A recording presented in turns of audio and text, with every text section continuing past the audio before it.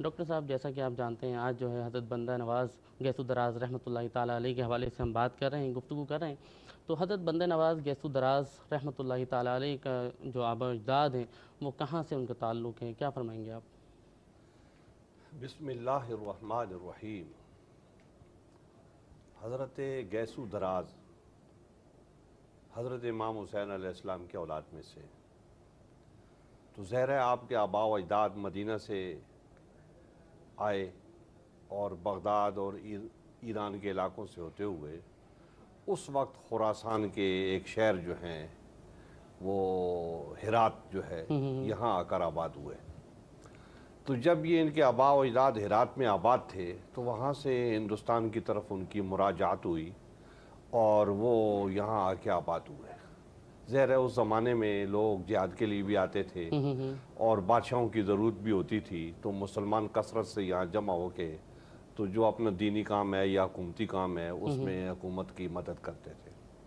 تو حضرت گیسو دراز رحمۃ اللہ تعالیٰ علیہ کے آباء و اجداد جو ہیں وہ بھی وہاں سے منتقل ہو کے تو اس خطہ ہند میں آ کے آباد ہوئے.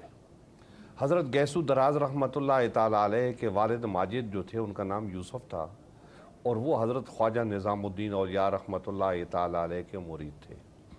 اور اس لحاظ سے دیکھا جائے تو سلسلہ چشتیہ کہیں یا حضرت نظام الدین اولیاء کہیں، ان سے ان کی وابستگی پیداشی اور فطری ہے، کیونکہ جس گھر میں انہوں نے جو ہے نا ان کی پیدائش ہوئی، ان کی پرورش ہوئی، تو وہ حضرت نظام الدین اولیاء کے رنگ والا گھر تھا.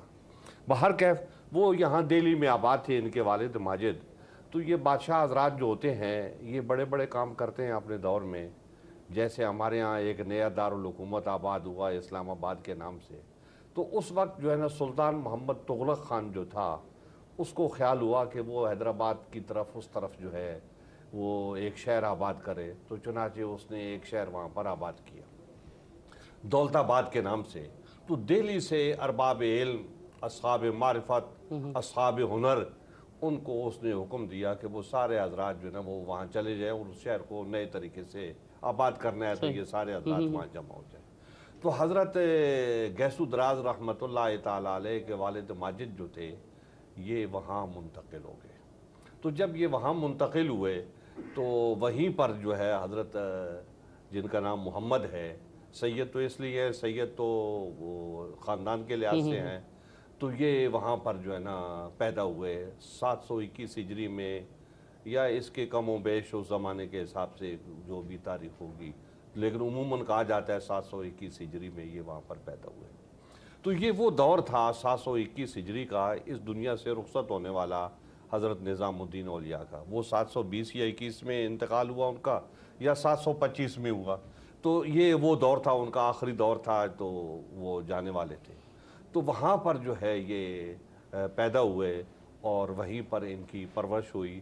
اور پھر اس کے بعد جب یہ 15 سال کے ہوئے تو ان کی والدہ ماجدہ، ان کے بھائی ایک اور بھی تھے، تو ان دونوں کو لے کے وہ دہلی میں آ گئے. تو جب وہ دہلی میں آئیں تو یہ خانقاہ میں آ گئے اور دوسرے بھائی ان کے دنیاوی کاموں میں لگ گئے. تو یہ خانقاہ میں آئے تو حضرت نصیر الدین چراغ دہلوی کی خانقاہ میں آئے.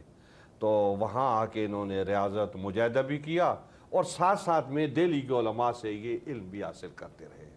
تو جب یہ یہ علماء کرام سے علم حاصل کرتے رہے تو یہ ہر فن میں ماہر ہوتے گئے. جیسے مدارس نظامیہ ہیں تو ان میں جس طریقے سے تعلیم ہوتی ہے تو وہ ساری تعلیم انہوں نے حاصل کی اور تصوف کی تربیت کے لیے وہ حضرت نصیر الدین چراغ دہلوی کی بارگاہ میں وہ حاضر باش تھے.